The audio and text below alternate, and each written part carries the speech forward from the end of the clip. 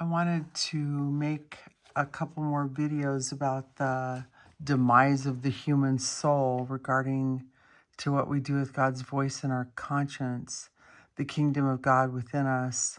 I think I'm going to read the picture. My grandson loves to take pictures of planes, but thank you, Noah. It says, and even as they did not like to retain God in their knowledge, God gave them over to a reprobate mind to do those things which are not convenient. I was talking about in my last video about people that are reprobate, chosen for destruction or whatever, but I think it's really our choice. I wanted to make that clear, that I think the downfall of the human soul is actually just a choice. I don't think God predestines people for destruction. People choose their destruction.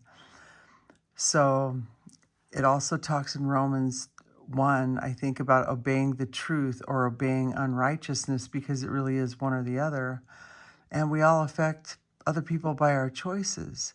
All of our thoughts are coming from somewhere and taking us somewhere. We all know the right thing to do. And every dark soul at sometimes does good things. The work of the law is written in our hearts, our conscience also bearing witness. Sin is knowing what to do and not doing it. Searing our conscience is like blackening marshmallows over a fire. Little by little, they become black. I don't know if that's a good illustration, but that's what came to me. There's probably better ones. Obeying what's wrong turns into us being accusers and excusers of one another. But there are days, and the day when God shall judge the secret of men's hearts by Jesus Christ.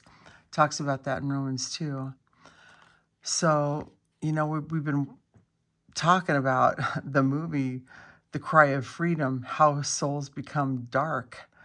And I heard even somebody, when Jim Caviezel got interviewed, one of the men that interviewed him was actually talking about it's the little by little by little. It's also the truth about obeying God in the little things. That's what starts opening and opening and opening our eyes when we start obeying righteousness instead of unrighteousness. And again, pride and lying are the killers. Pride and lying and apathy, spiritual indifference. That's all the demise of the human heart too. So with the cry of the movie coming out, the cry of freedom, people have been talking about, again, the demise of the human soul being given over to the power of darkness. How does spiritual decay actually happen? From being indifferent over and over and over again to God's still small voice in our conscience. What the heart is to the body, our God-given consciences to our soul. It's the major organ that's invisible that can lead to the human rise or the human demise. All of us have been deeply affected by people who are under the power of darkness when we were little, growing up, and who had a dark conscience. There's so much more. I meant to look at those scriptures because there's scriptures that talk about having a dark conscience. There's so much more light on deviant behavior, especially sexually, with the movie that came out, The Cry of Freedom. Anyway, there are people who go to church and do all kinds of activities that are good. Michael did, the Ted Bundy in my past. He was raised by a law-abiding people outwardly. Any of us can be good at putting on a good show, but it's what's happening inwardly that really matters in the secret meditation of our heart. Probably most women who've ever lived have been subjected to darkness in men that didn't have too much control over their thoughts or flesh. Mothers that were indifferent to the darkness in themselves, and the men they hoped they would get the love they needed from. But we're not really in a flesh and blood battle, but flesh and blood actually act out what's good and what's evil. What's good comes from God and what's evil comes from the wicked one. And we're all choosing at any given moment in time with what goes on in our thoughts, what comes out of our mouth, our behavior. Ephesians 4 says, this is the Amplified Version, for their moral understanding is darkened and their reasoning is clouded. They're alienated and self-banished from the life of God with no share in it because of the willful ignorance and spiritual blindness that's deep-seated within them because of the hardness and insensitivity of their heart. I was held at gunpoint when I was 8 years old by a predator in a movie theater. It was very horrifying, and the details aren't really necessary to talk about. The even bigger problem was the indifference after that.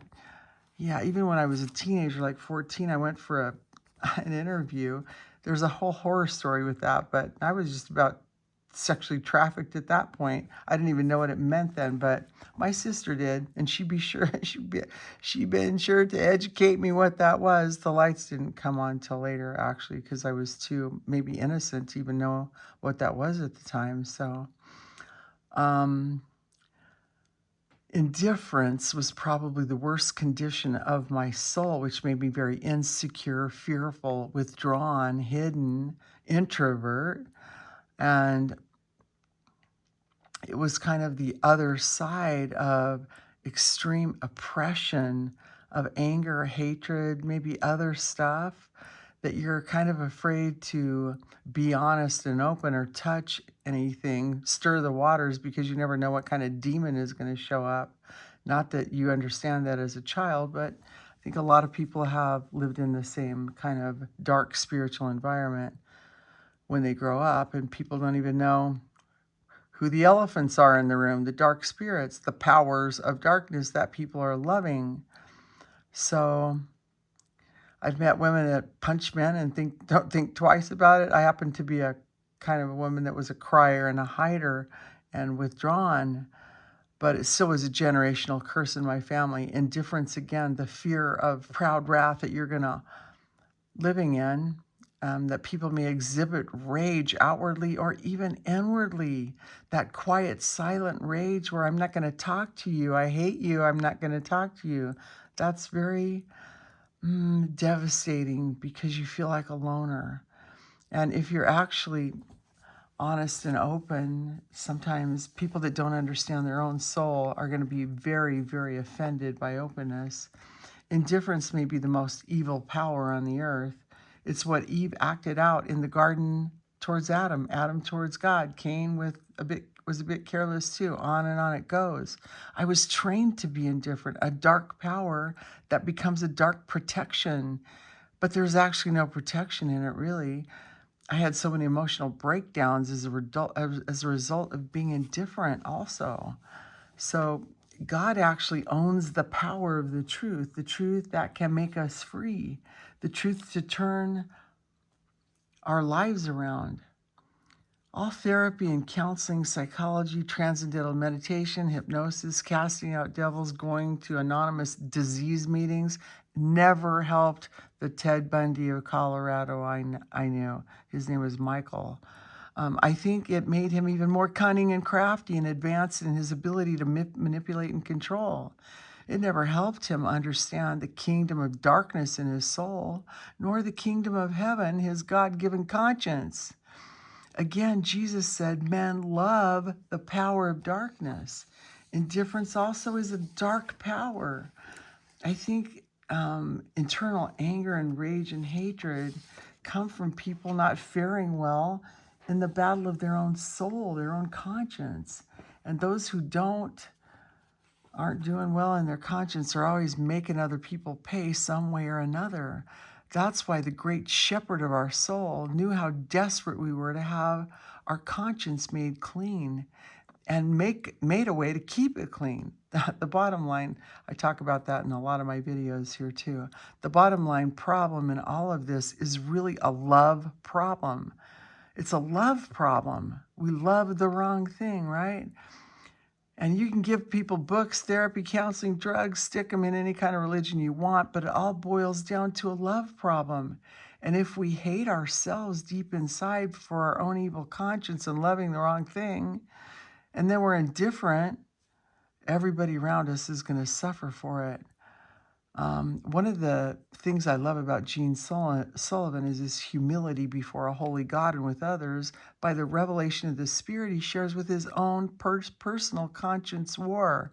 Man, how valuable it is if we had parents that actually talked to us and understood the battle of their own soul and their conscience against the flesh and the spirit. And I'm going to end this here and do a part 2.